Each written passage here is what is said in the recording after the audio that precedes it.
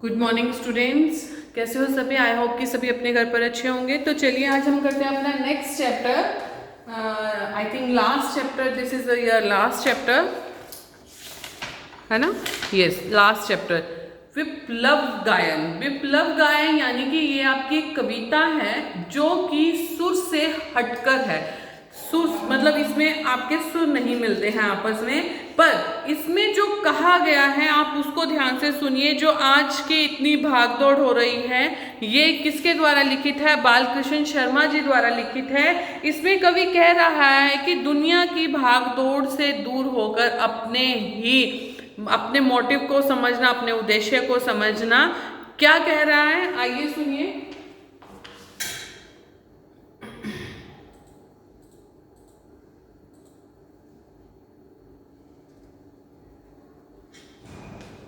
कभी कुछ ऐसी तान सुनाओ जिससे उथल पुथल मच जाए, एक हिलोरे इधर से आए और एक हिलोरे उधर से आए। यानी कि कुछ ऐसा सुनाओ हमें कि जो हमारी जिंदगी में हो रहा है हम उससे हट जाएं और उस संगीत की तरफ ही झूमे जाएं या झूमते हुए जाएं कि कुछ अलग सुना है। सावधान मेरी वीणा में चिंगारियां आन बैठी हैं, यानी कि ठहर जाओ, रुक जाओ सब, जो मैं बजाने जा रहा हूँ, जो बजाने जा रहा हूँ उसमें एक ऐसी धुन उठी है, टूटी है मिज़राबे उंगलियां दोनों मेरी ऐठी है। यानी कि जिससे हम वो बजाते हैं वो टूट चुकी हैं, ऐसी चिंगारी उठी है उनके वो बजाने वाले।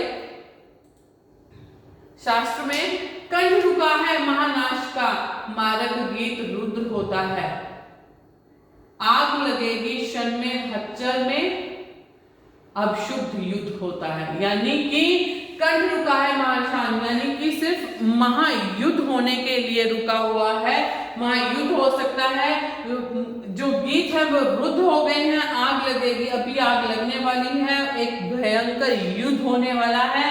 झाड़ और झंखाड़ दग्ध हैं इस ज्वंत गायन के स्वर से, रुद्र गीत की कृत तान है निकली मेरे अंतर से। यानी कि उसमें बताया गया है कि मेरे अंदर से जो चीजें निकल रही हैं, जो चिंगारियां निकल रही हैं, उससे ऐसा लगता है कि जैसे महायुद्ध होने वाला है। कण कण में है व्याप्त वही स्वर, रोम रोम में गाता है वही ध्वनि, वही तान गाती रहती है कालकूट फनी की चिंतामणि। यानी कि कालकूट फनी की चिंतामणि कि उसी चीजों की, उसी दुख की, उसी युद्ध की मुझे आवाज आ रही है। ये गीत, ये स्वर गाते हुए आज देख आया हूँ जीवन के सब राज समझ आया हूँ। यानी कि मैं अब जीवन का राज समझ गया हूँ कि महायुद्ध होने वाला है, भू विलास में महानाश के पोषक सूत्र पर आया हूँ। यानी कि सब कुछ मैं समझ गया हूँ कि अब क्या होने वाला है, अब युद्ध होने वाला है और अब क्या होगा, महानाश होगा, महायुद्ध होगा। ये कवि परिचय है, कवि के बारे में बताया गया है।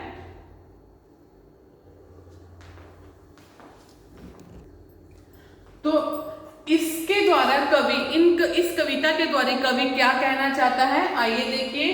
प्रस्तुत काव्यांश में कवि जीवन और समाज के परिवर्तन लाने के लिए ऐसा रास्ता चुनना चाहते हैं जिससे सारे समाज में क्रांति सी आ जाए, हर जगह परिवर्तन की लहर उत्पन्न हो जाए। यानी कि वो बदलाव चाहता है इसमें। कवि देश के नवयुवकों को आह्वान करते हुए उनसे एक ऐसा गीत सुनाने का आग्रह करता है जिससे सब जगह उथल पुथल मच जाए, अर्थात क्रांति आ जाए। जिस प्रकार पानी की लहर पानी में कभी ठहराव नहीं आने देती, उसी प्रकार तुम्हें भी अपने कार्यों से पुराने रीति रिवाजों व गलत रूढ़ियों को त्याग कर नव निर्माण की नींव रखनी है। कवि नवयुवकों को सावधान करता हुआ कहता है कि अब मेरी कंठ रूपी वीणा में स्वतंत्रता की चिंगारियां आ बैठी हैं, अर्थात क्रांति के स्वर उभर रहे हैं। अब उससे मधुर स्वर नहीं निकलेंगे, अब तो केवल क्रांति के स्वर गूंजेंगे। अब चाहे वीणा वादक की उंगलियां अकड़ जाएं, मिज़राबे टूट जाएं, लेकिन नव निर्माण की ओर अग्रसर अवश्य होना है।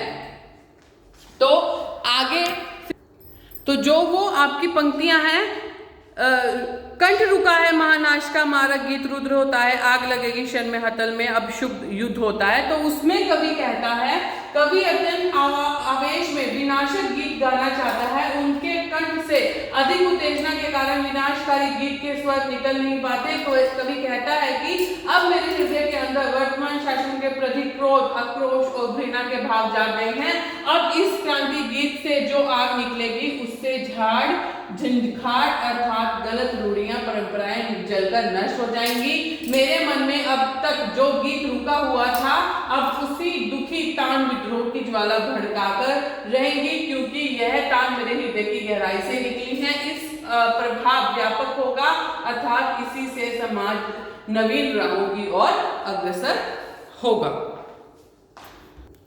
जैसे नेक्स्ट है आपका, कण कण में है व्याप्त वही स्वर, रोम रोम में गाता है वह ध्वनि, वही तान गाती रहती है कालकूट फनी की चिंतामणि।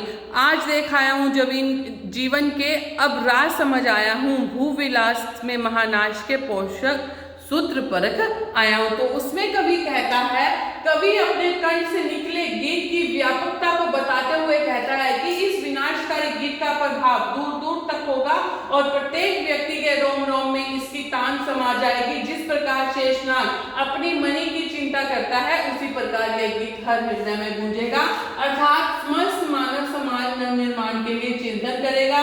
कवि समाज में बदलाव लाने वाली परिस्थितियों से भली भांति परिचित है, अतः वह कहता है कि विचारों तथा नजरिए से आए हुए एक परिवर्तन से ही महाविनाश का आरंभ हो जाएगा और उसके बाद ही राष्ट्र और समाज का नवनिर्माण हो सकेगा।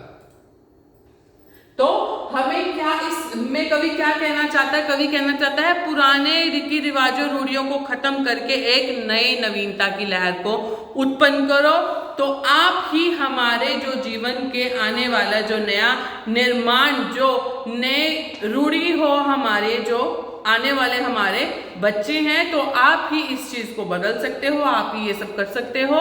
आपने सही चीज, सही रास्ता अपनाना है। तो ये था हमारी इस कविता में मेन उद्देश्य। इसके बाद हम वैसे ही करेंगे कठिन शब्द, वाक्य बनाओ और क्वेश्चन आंसर।